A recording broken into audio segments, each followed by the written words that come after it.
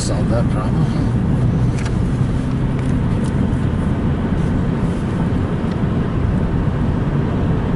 And I cleaned out all those vans. I had stuff full of shit. All those boxes, that big trailer full of shit. It's all consolidated down the barn. The whole fucking loft is full of shit. Even with all the crap I threw out. So I'm gonna throw out a lot more shit. Oh, you can't be throwing shit out. Yeah, fuck, I can't. If I can't sell it, I'm throwing it the fuck out. I'm not gonna hold this shit around all the rest of my fucking life. Fuck that shit. I haven't touched it in years. I got 10 crates of fucking books, milk crates, that I'm getting rid of. And if the guy don't come get them, I'm gonna throw them the fuck out. Some of them are moldy. Burning. Yeah. I can't give them to the library because some of them smell moldy and musty from sitting in that damn trailer forever. Some of them paperbacks are crumbling and falling apart because they're that fucking old. Out they go.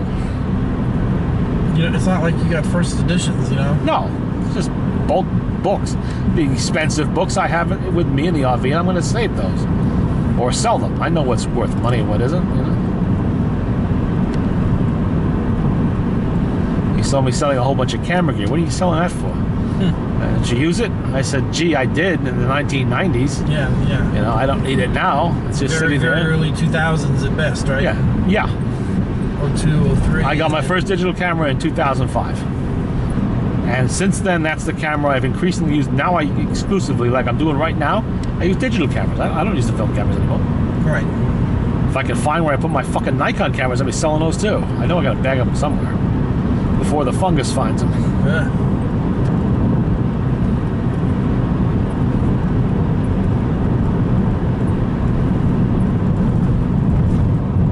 While there's still people willing to pay some money for some of that shit. All those lenses and stuff, all kinds of other shit that I don't use on my digital camera. Out it went. Nickel and diamond on eBay. That's exactly what I do. And you got money for groceries at ShopRite. Yes, I do. Or to buy the occasional Victrola if I want to. It's the only thing I still play with anymore is fucking Victrolas.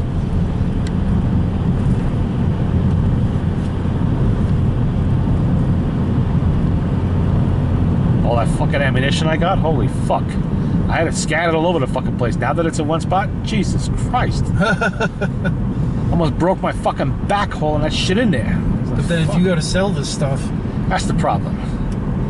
You know, I'm very hesitant to sell anything with firearms right now, at all. You know, I would like to, because I can make a killing on some of that shit. Only problem is, you know, I just don't know who to fucking sell it to that I would trust. That exactly. I don't want to sell something and then find out it was used to some horrible fucking shit. Yeah. You know, fuck that. I'll throw it in the fucking mine first. Or donate it to the NRA or some shit like that. I'd rather take no money for it than have to live with that shit. Fortunately, I don't have, you know, the amount of money I could get out of it is substantial. A lot. But I don't actually have that much in it because I bought them way back when, you know. Incredibly cheap. You know, I bought things for $100. I can sell for thousands now, but you know, that's, what the hell's happening? What is going on here? I don't know. I'm gonna find out in a minute. I got the camera on.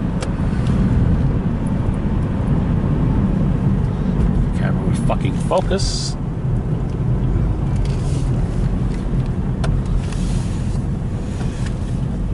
An accident? Oh, it's a tow truck picking up a car.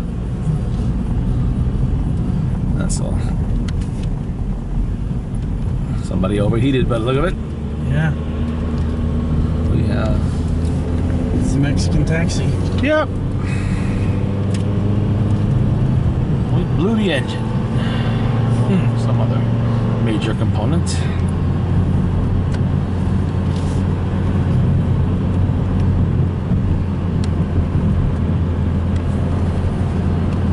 The only problem with the fucking gun collectors is I have so fucking many of them, you know? I collected for 30 years. I still add an occasional one if it's just a lucrative fucking deal. But I never followed up with that guy down in Jersey. Yeah, that's all right. I'm not really buying that many anymore. Well, I'm saying, like, he has the same problem. Yeah. I don't know if he's... For me to buy it, it's got to be a pretty lucrative fucking deal. You know, you're just about giving it to me. Then, okay. Like that, the last one I bought was that Trapdoor Springfield for 1/4 of its price. Okay. What was it normally worth? This thing sells for like $1,000. And you got it for what? 2 something? Oh, whatever that was. It wasn't much. Okay, that'll pay.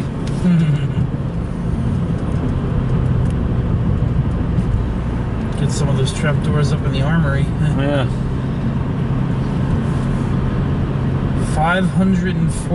645, I believe, was what was in that square. Those weren't trapdoors. Oh, no? Those are muzzle loaders. 1861 Springfields. Yeah, those are front stuffers. The first trapdoors came along in 1865. After the war was over, they had to find a way to make a breech loader out of all these leftover muskets. Erskine Allen, chief designer at Springfield Armory, came up with the idea of a simple trapdoor design. Cut into the breech, make a little flip door, you can stick the cartridge in there, close the breech, and you're all set. And it worked very well. They converted muskets, and then eventually, when they ran out of those, they started making their own. Whole weapons. Not diverting old ones, just making them from scratch. That would have been by 1873. 1870 would have been about the last year that they had old parts in the muskets. In the trapdoor, rather.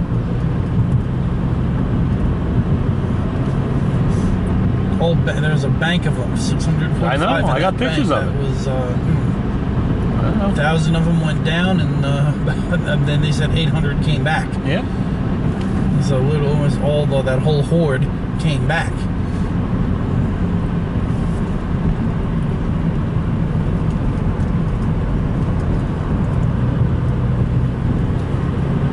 Some fort probably didn't want me to be responsible for maintaining the fucking things while they weren't using them or didn't need them.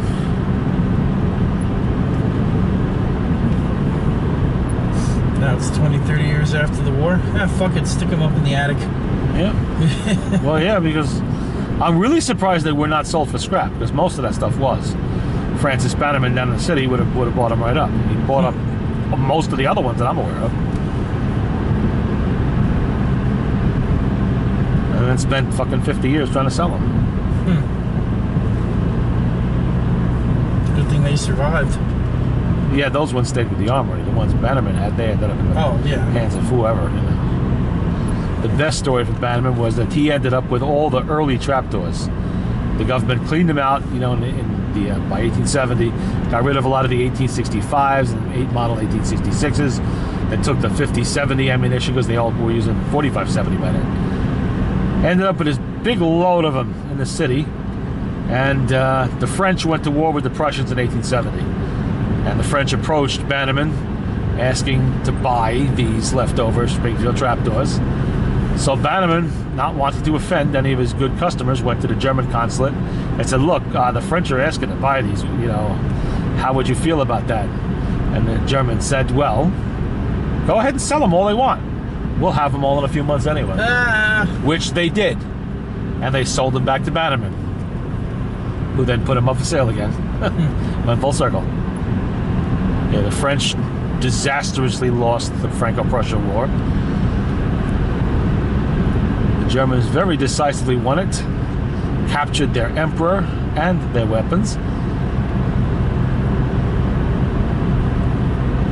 and Bannerman bought them back from the Germans.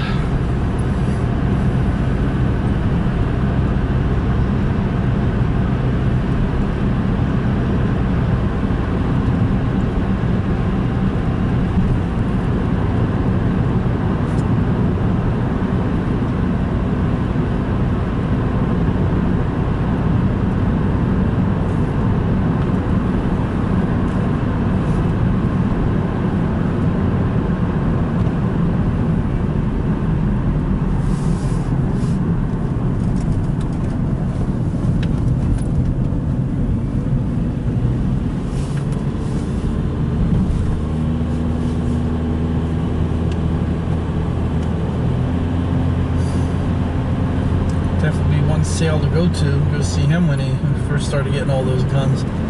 Oh, if you walked into his store in 1900, you would have found relics from the USS Maine in there. Life preservers and shit like that. Pistols, taken off the ship, rifles. Oh yeah. I'll take 3 of those, 2 of those, 1 of those. Make it 2. I'll take all 3 of those. Basically, all the war material of the Confederacy that was still in existence would be there. Good Lord. Everything from cannons to Civil War generals' uniforms, and the northern side too.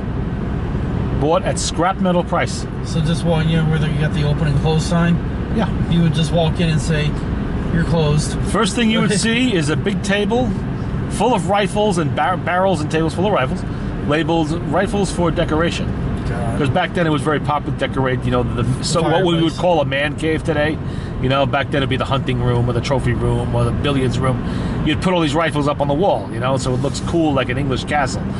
And you would be able to buy these for 50 cents, $1, $1.50, $2. And these would be Spencer rifles, Henry rifles, repeaters from the Civil War, all kinds of shit like that today are thousands of dollars. Which is good because this preserved quite a few of them. You know, one of the favorites for that was the Swiss Vetterli, because you can get those for like $1.50. You know, it weren't much, because when Bannerman imported them, he forgot to import the ammo with it. Well, the Swiss didn't have any ammo to sell them. It was a 41 rim fires, and a lot of these weren't never fired. They were sold as decorators. You know how many I have in my collection that have paint splatters all over them? From years up on the walls of various houses or whatever. At least 3 to 6 I have paint splatters on them, showing that they've been up on the wall for a very long time. Multiple colors even, you know.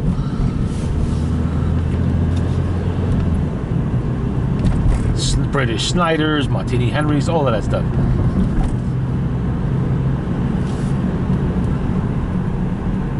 And bayonets, of course, and swords and shit like that. God knows what else. Oh, shells. The hell is that? Uniform items. The fuck is this? Connecticut plate. And the car is running. Oh, okay. Motor is running. But I don't care. Probably stop and make a phone call or something.